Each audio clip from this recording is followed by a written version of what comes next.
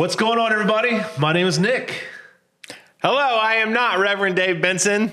I am Reverend Tyler Flowers.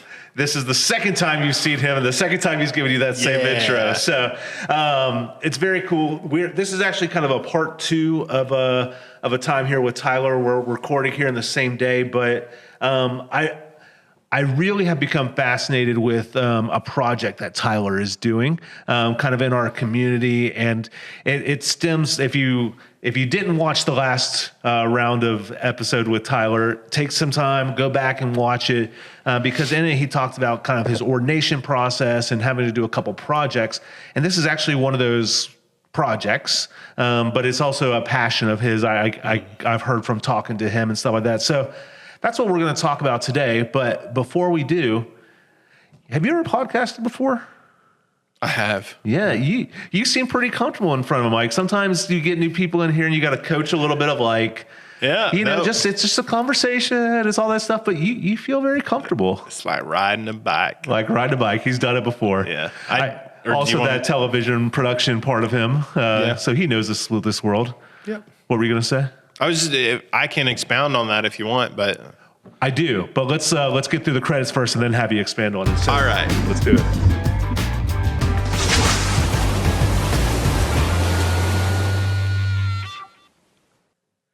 All right. So Tyler, I don't know if you saw that pause. Face. It's pausing. True. There was a pause. That was hilarious, though. The face coming in. So tell us your background a little bit on podcasting before we jump in. So a buddy of mine, his name is Justin Arnold, and we were serving together in Gainesville and at different churches. And he came up with the idea of doing a podcast called All Around Hall County. Mm-hmm. So Hall County, Gainesville, Flowery Branch area.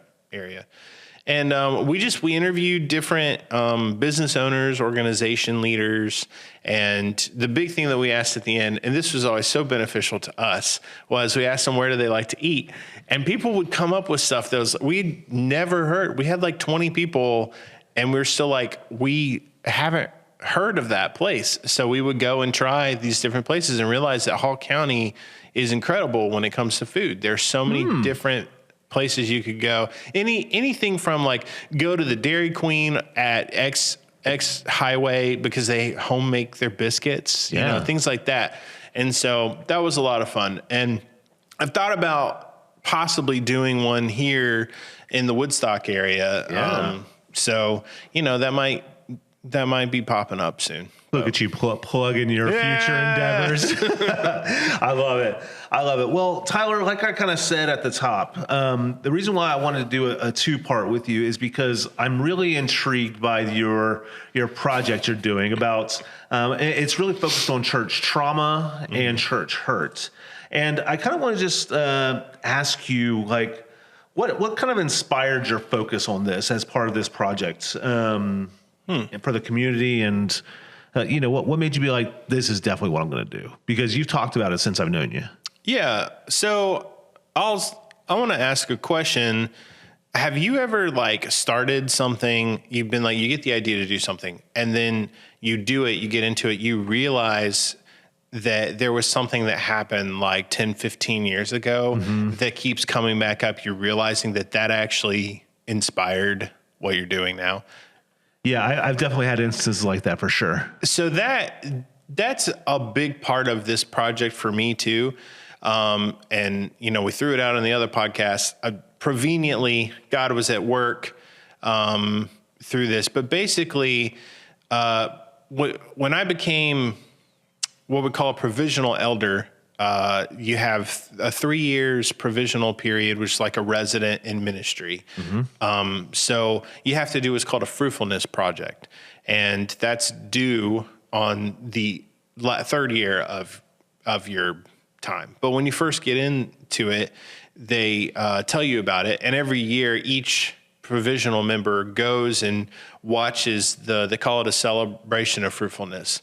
And so they watch the third years do their presentations. So I've had 2 years now where I've gone and watched other people who have gone on most of them gone on to become ordained, presenting their projects. And it can be anything from, it has to be a new thing at your location. So, it can be like a dinner church, or it can be, there's one guy that started a chess club for youth. Cool. Like just really cool out of the box ideas. And then some of them are just like really good, solid ministry ideas, a family day. And that's what they did. So, does it kind of go along with the Fresh Expressions movement that was kind of happening? Sort of, but it's more focused on just trying to create fruit in the sense of disciples of Christ, or seeing the fruits of the Spirit at work. Yeah. And so, I think that's probably the best way of describing it. Yeah. Is, where's the fruit? As in, what are you doing that is helping people find love, joy, peace, patience, gentleness? I love it. So, I think it's great. But something that's been on my heart for a while, because of the disaffiliations from the United Methodist Church and all of that, all the stuff that happened. The church that I'm at now, and it's funny, I actually had the idea before I came to the church I'm at now, but the church I'm at now lost a lot of people because they didn't disaffiliate. Yep. And I won't go into all the details, but that's pretty much it. A lot of people left. We're over 100 people because of, just the overall process, the conversation. And, there were other things that happened, but, depending on your opinion, nothing that would warrant that. But basically, there was a lot of people that were hurt. Yep. And a lot of the people that stayed, most of the people, have also been hurt. And so I saw this throughout. Like, I was at one church in Milledgeville that disaffiliated, and then I stayed in Milledgeville and helped plant another church of people who wanted to remain United Methodist. And so just a lot of people who have been hurt over, and even people that left, didn't leave for the wrong reasons. Like, they had their convictions. Yeah. So just overall, seen a lot of hurt through that. On top of that, I like to hang out in circles that are not church-based, because we're supposed to be in the world. And, one of the things that we had talked about on our previous podcast, or a future podcast, depending on which, is I'm part of a Star Wars costuming club. And this is it's a Lucasfilm. I didn't say this in the other one. It's a Lucasfilm licensed club.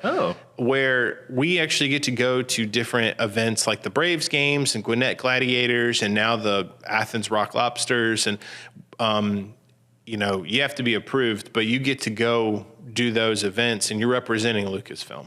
But they're charity clubs too. That was another big thing. It's a charitable organization.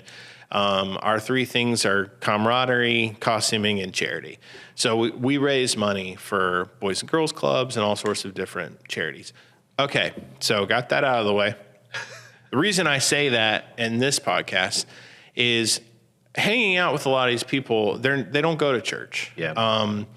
A lot of them because they were hurt by the church. Some of them don't want to be involved in church and have never been involved in church, and that's fine.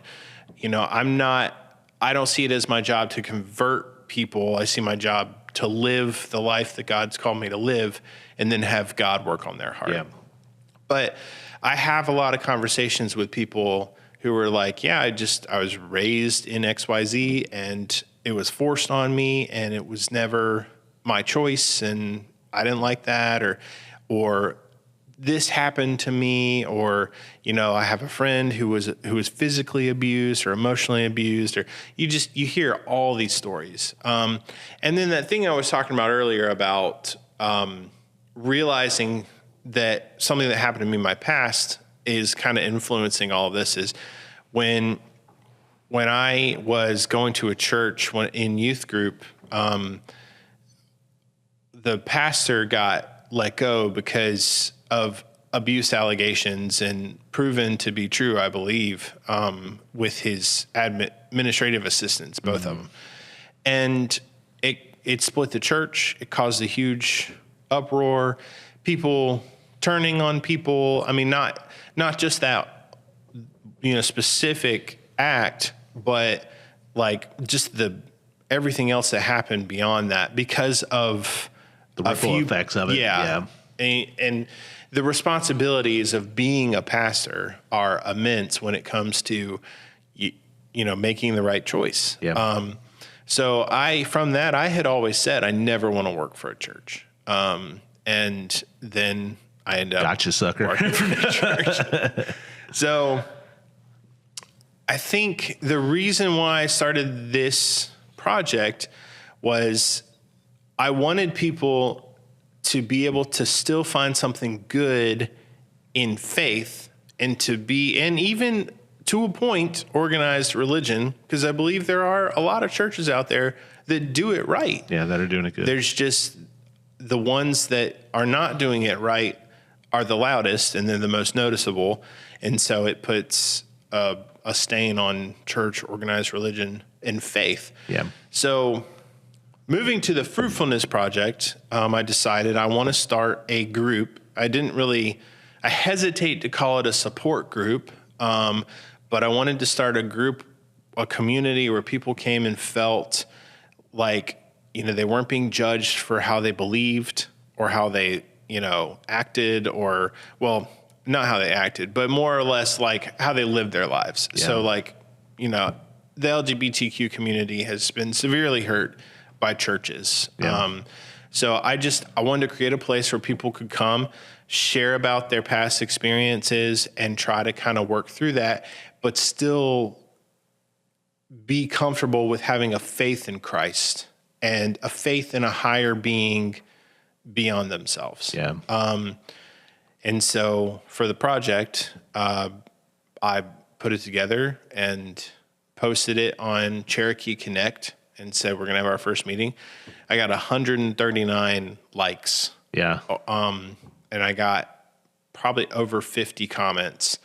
And it was, I saw this post, and just so you guys have context, it was mostly well received. I would say 90% of the comments were like, wow, this is great. This is needed. I might come, or I know somebody who's going to come.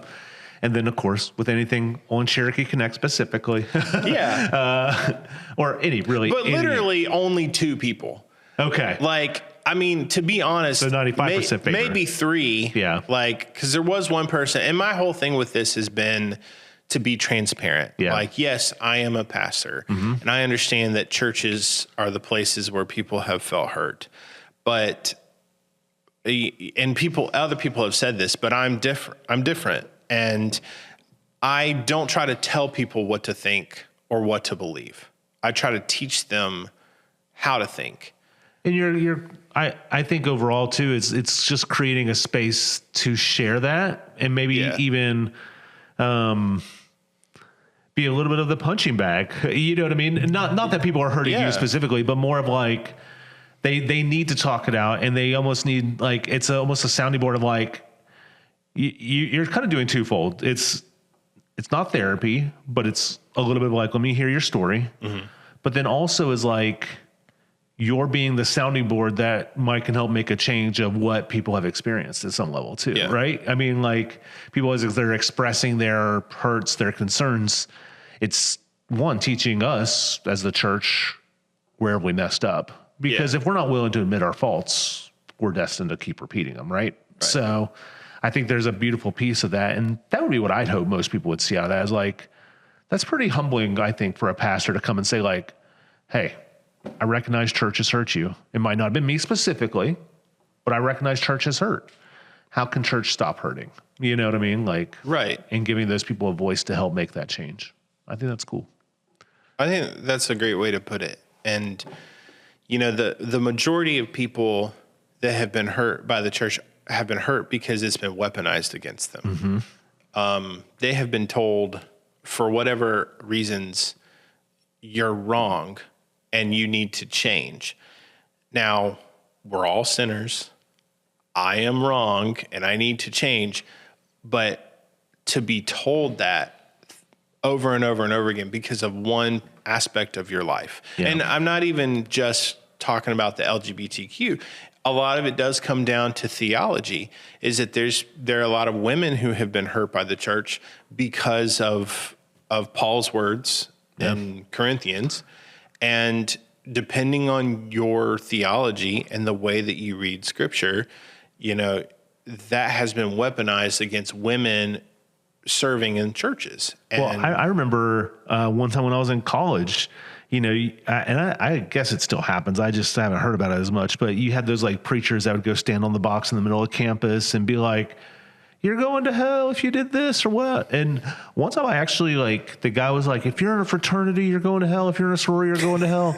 I saw that guy. And I walked up to him and I went, "How do you know?" He goes, "Well, these are the activities these kids." I was like, "How do you know?"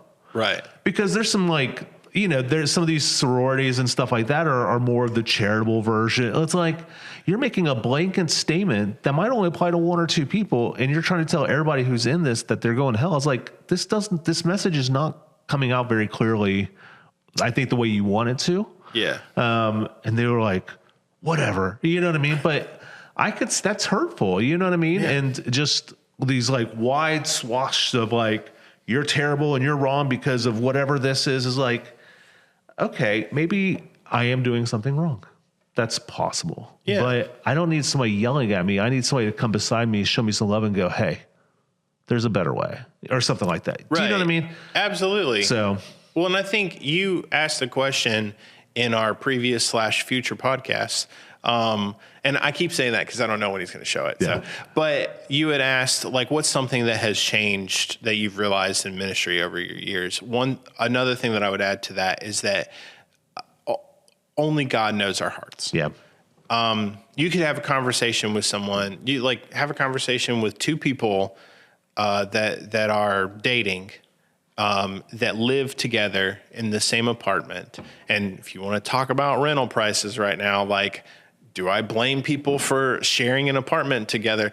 I mean, not necessarily, no, because it's crazy living expenses out there. But the thing is, like, people would assume the worst of that couple. Yep. But we don't know. And regardless, we're talking about something that has been deemed possibly sinful by generations. Let's just talk about the fact that God is the only one that knows their hearts. Yep. It goes back to why did God accept Abel's offering and not Cain's? Abel gave a meat sacrifice and Cain gave, crops. Well, Abel was a shepherd and Cain he was a farmer. God knows their hearts. The same with like anything that goes back to scripture of like, why did God do XYZ when he said XYZ? Yeah. God knew their hearts. Yeah. And so that has been an approach that I have in my theology, but also in the pulpit of only God knows people's hearts. Yeah. And a lot of these people are coming because people assumed the worst of their hearts. Yeah. Well, I know you've actually only had one meeting at this point, and I know you're about to have another one this week, actually, of the week we're recording. But has anything come out that you feel, and maybe you've talked to other people through this, is like, maybe what contributes most to this church hurt? Is there any one thing that you would attribute it to, or has it been kind of a wide gamut? Well, I think it all comes down to control. Is, to me, we call the group a sacred space because to me, faith is a sacred space. Yeah. And faith can often be overtaken by religion, the traditions that we partake in to help us learn our faith and walk with our relationship with God. A lot of people use control to tell people this is how you should do things, and different denominations, like people don't think that we as Methodists are that deep because we don't submerge. We don't submerge typically. And that's a misconception as well. Like we do submerge. We do everything. You know, John Wesley was kind of a practical guy, and he just used what was available in the sense of water. Yeah. If you have a cup of water, then you sprinkle. If you have a lake, then you can dunk them. So, but to go back, to get off the rabbit trail, basically, it comes down to high control. Yeah. And one of the books that I read in preparation for this topic is called When Religion Hurts You, by it's Dr. Laura. I can't remember her last name. But anyway, go look up When Religion Hurts You. And she coined the phrase for her dissertation, high control religion. And so a lot of people, at least in some of the stories that I heard on Thursday, not to share anything I shouldn't, but a lot of it came down to people telling other people what they should do or should not do in order to be saved or be accepted in the church or things like that. You know, the whole come as you are phrase is not lived out practically in a lot of churches. That's what I was about to say.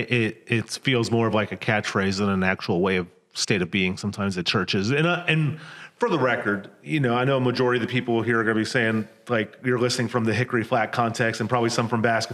We're not talking about you, like, individually. We're talking church wide. You know, that this is a common space of hurt, of potential hurt. Yeah. And what I do want to specify is I've only a couple of times, but more than I expected, I've heard from people when I told them I was starting this. I've heard from people that said, well, I hope you don't get people that just got their feelings hurt. And while I understand, like, yes, there are some people that leave churches because they changed the bulletin or they didn't. Literally, there's churches that have started because they didn't use the type of fried chicken recipe that they wanted at a potluck. That's happened. Like, there's been splits in churches over that. Like, while stuff like that does happen, and to me, that's a sign of a greater trauma. Like, that's not about the chicken. That person still needs us. Yeah. The people that are showing up or that did show up to this group, they didn't just get their feelings hurt. Yeah. They were ostracized and they were pushed away. Yeah. And that's the majority of people that I have talked to about this topic is people that basically just say, you should believe this. Yeah. You have to believe this. You have to do this. And if you don't, then you're not one of us. Well, and I mean, you grew up in youth ministry at the same time I roughly did. And, you know, I think about a lot of these purity movements and stuff like that of just like, this is what you have to do. And you're a terrible person if you have done something different. You know what I mean? Yes. Like, so I hear you and I get it. Do you think the church now needs to, like, church universal, I guess, how do we repent for that? And how do we heal that wound or be about part of healing that wound? I mean, acknowledging is a big part of it. Yeah. And, you know, I think at least at Bascom, and I'll give credit to the whole congregation too. Like, they're all about this. Before I started, the first phase of the project was doing a sermon series on church hurt and religious trauma. And so that was 4 weeks, and that was based off of that book, When Religion Hurts You. Then the second part of that was hospitality. It's like, how do we now, like, we've recognized that we've been hurt or that we've hurt others. Now these are ways that we can be more hospitable and welcoming to people that doesn't cause hurt. And so I think just acknowledging that the church as a whole has hurt people and that there are people that feel like, you know, kicked puppies, and not calling people dogs or anything, but there are people that have been abused by the church that don't want to come back. Yeah. And by just acknowledging that and saying, yeah, I know that like there's been a lot of churches that have really done it wrong. Mm-hmm. And even to humble ourselves and just say, I'm really sorry. Yeah. People say that I apologize too much, but my point of apology a lot of times comes with, I'm really sorry that you have gone through this. You've experienced, yeah. I hate that you have had to deal with this. Yeah. Or that you are dealing with this. Yeah. And as a pastor, my role is to sit with people who are dealing with things and to try to be a support. But the ultimate answer to that question of what should the churches do is to just say, we know you've been hurt and we are trying to do better. Yeah. I think acknowledgments, I think that's such a good thing because, as I reflect on my ministry, I would like to think that I've caused very minimal hurt, but I'm sure, cause I'm about the same tenure as you, 14, 15, 16 years. Like I'm sure I have said something at some point that hurt somebody's feelings, or I did something that, maybe wasn't well received, or it was thought in a wrong way or something. Do you know what I mean? Like that has caused hurt. And I think we all have to acknowledge that we have a lot more potential to hurt than we think we do, even with our small words or our things. And how do we come beside, how do we humble ourselves, repent, and then come beside and say, yeah, I'm with you to help you feel that you belong. I think there's a piece of all that. Well, I think too, I'm not sure of the word that goes with this, but just being, some people would call it woke, I guess, but like doing some research and seeing how harm has been done in the past. And it's, the thing that I think of is race relations right now is, or like how we have harmed as a country, Native Americans, like, and even, people are always up in arms whenever a pro sports team changes their name. But it's like, but if that name was originally used in a harmful way, whether people realized it or not, there's nothing wrong with trying to fix it, to rectify and that, to change it. And, I think that, and that's the ongoing battle nowadays is people are like, well, they're trying to change everything and they're trying to change how we say everything. And, as someone who studied cognitive behavioral therapy, that's what we call an all or nothing. And that's not true. I just think that there's nothing wrong with being reflective and transparent and looking at how we talk about things. Yeah. Because I think the church has gotten to a point where it talks about things in a way that does not help other people reflect on themselves in a good way. Yeah. Now I'm kind of thinking through your previous statement where somebody said, well, I hope people don't share like where their feelings were hurt. How do you come beside maybe the thought of like, maybe church is just trying to be like a Diet Coke version of what it used to be. We're not holding people to certain standards like we should, or does it make sense what I'm asking? Like, how do you balance that feeling with like coming beside people no matter where they're at? Does this make sense? Yeah. Okay. So in the Methodist Church, in our discipline, we have what's called our theological task. Mm-hmm. And I'm probably butchering it, but it's basically saying that our theological task is to help bring God to the world in whatever context that the world exists in. So, nowadays, like if you look at statistics, brick and mortar churches are dying. Mm-hmm. Like they're just not what they used to be. Yep. Now, there's a lot of factors to that. And a lot of that has to do with, whether people want to admit it or not, church was the social place. That's where you went. you didn't have before bowling alleys or movie theaters, and then personal gaming devices, and then personal computers on your phone, and all of these things that provided entertainment. Church provided a lot of that entertainment. Nowadays, and people complain that church isn't supposed to be entertaining. But it's always been to a point. Mm-hmm. It's always been where people went to socialize. Yeah. There's nothing wrong with that. There's community. The community of believers is important. Yeah. But right now, the context of our world does not fit with a brick and mortar church.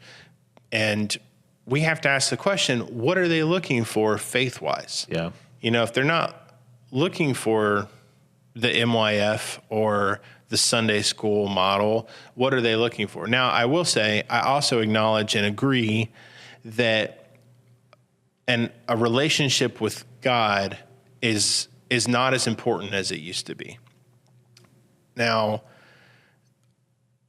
I think that part of that is a deconstruction. You mean visualized by society? As society, yes. Okay. Yes. I just want to clarify, make sure. No. To me personally, yeah. And to others, the stress is not put on it because we have, and I don't know, I don't want to get into all political stuff because some people would hear this and say, oh, he's talking very politically. I don't mean it to be political. What I'm saying is that we've shifted from a God of just law and order to a God of love and grace. Mm-hmm. And that's what a lot of people are wanting. And people see that as the Diet Coke version when that's Jesus. Yeah. That's what Jesus was. Jesus got out of the synagogue and the temple and went into the streets with the people and literally saw them where they were. And even then, as I'm talking now, I'm like, well, what do people want? Do they want to do Bible study at a Chick-fil-A or, Whataburger, whatever? No, we have to be where the people are. Yeah. And I don't know if that answers your question. It does. If it puts me in hot water. No, it shouldn't. But I think you were making that good point is church as brick and mortar, a place to go. You talked about entertainment, but I really think it was more of the community. The community entertains itself, but it was that idea of coming to community. And now there's just so many places to find a community. Yeah. Where that was the place you went in these small towns and stuff like that. Everybody gathered at church, so everybody would be there. But now, you're at the travel ballpark Mondays or all weekend. So that's becoming your community. You're gaming online every night with 5 or 6 people playing. All right. I don't have that much free time. I'm not saying to you, you just mentioned gaming earlier. There are people who will do that for hours and hours. They're finding their community in other places. Yeah. And, how do we make sure church is viewed as a community worth being a part of still? And that happens by meeting the needs of the community and recognizing that, okay, there's some cleanup we're going to have to do. This church hurt a little bit to kind of come beside and make sure people trust us again overall, generally. But I think that's worthwhile work. Yeah. So I appreciate you doing that. And let me just say, I grew up loving going to youth group and had no issue going to church on Sundays. That was never forced down my throat. I enjoyed it. But the reason why I think society has moved away from that model is because it was forced on a lot of people. And they weren't given the opportunity to find their relationship with Christ because it was forced on them. Yeah. And we can't turn a blind eye to that. And we can't turn a blind eye to the fact that church hurt is very real. I could name 10 people real easy that would probably do good coming to your group. Real easy. Just of people who I've known here at the church, people I've known just in my life growing up and how they've been hurt by the church. It's a prevalent issue, and I think a lot of people just need to talk it through at some level. Because I would hate for anybody's salvation, anybody's relationship with God to be decided because us mortal human beings messed up too much. Yeah. You know what I mean? So, well, and I something I wanted to make sure that I said was, so at the group, I think the good thing about it is that there's no pressure. Yeah. You know, we're not, it's not a Bible study. You know, we don't even pray. We're allowing people to come and, like this week, I think we're going to talk about sacraments, and people can share, you know, how, like the ultimate idea is to get at some of the things that have bothered you through your experience with church. You know, a lot of people have been hurt through the idea of sacrament not being allowed, and I'm not bashing Roman Catholics or anything, but you know, as Catholic, like you can't take communion unless you are Catholic. Yeah. So, but there's been other instances that people have experienced in regards to the sacraments where they have felt hurt. But I also want it to be a place where we can explore and just ask wild questions that we would feel judged about in other contexts. Yeah. And, you know, I don't have 100% of the answers. I have my guardrails, which is, you know, I believe that Christ died and then was resurrected. Yeah. And I believe that the Holy Spirit was given to us and lives with us. And, you know, those are my guardrails. But beyond that, like, I think a couple of years ago, I stopped focusing on answering the question, how do I get to heaven? And worried more about, through the power of Jesus Christ and the love of God, how do I help facilitate heaven on earth? Mm-hmm. And how do I stay out of hell? Well, how do I focus more on bringing heaven on earth? Like, I think it's a perspective shift. Yeah. So I love that. Well, Tyler, I really appreciate you coming on, giving us a good chunk of this Monday here to come hang out with us and just share your heart for ministry. And one thing I also wanted to mention about the event is something that I think is really cool that you do is y'all aren't just like sitting in a circle, kumbaya talking and stuff like that. Y'all also do like a little, y'all have like a little service project you're doing. So you're assembling like little kits and stuff like that, or doing some color. Like you just have something, cause I'm a fiddler. So you'll get a lot more out of me if I can do something while I'm talking to you. So I think that's a really cool element of it as well. So if you're interested, you know, if something that you've heard Tyler talk about that you're like, yeah, I feel that, or you know somebody, you know, look it up. Follow Tyler on Facebook. He posts about the group and stuff like that, when they're going to meet here and there and stuff like that. Is there any certain place that people would connect more openly to this group, or would that be the best place for now? So we don't have like a website or a Facebook group or anything like that, because we're still kind of getting it started. The best thing is to reach out to me, Tyler Flowers. Like you can find my information either on bascomumc.org, or you can look me up on Facebook. But also, just for right now, for I don't know what the word would be. Questions, inquiries. Well, things like that. Just basically email me. And I'm sorry, still trying to find that word. Like, so it's mainly for autonomy. There we go. Like, you know, I don't want to advertise that people are coming. Now, if people want to say, I go to this, that's fine. But you don't want to put up people like, oh, these 10 people are there, you should come because they're cool or whatever. Right. I get that. But we're starting small. Like we have an email list. So the biggest thing is to reach out to me. And if you're interested, I will put you on our mailing list so that you know when the next group is. So typically we're going to meet the second or third Thursday of the month at 6:30.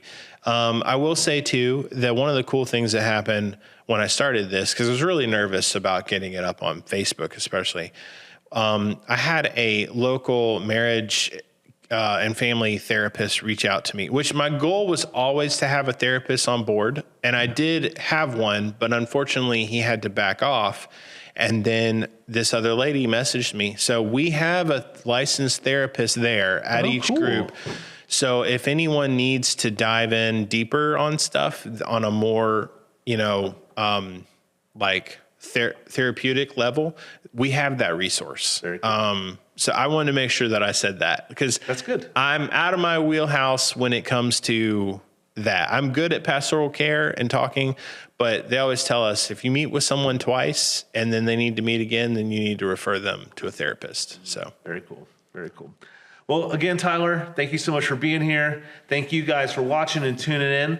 If you have any comments, you can reach out to me, and I can get you in touch with Tyler, or just drop it in the chat box below, the Facebook, the YouTube, wherever, and we'll make sure to try to plug the pieces if we need to or whatever. But otherwise, I just appreciate you being here, man. Thank you. And we'll catch you guys next time. You take care.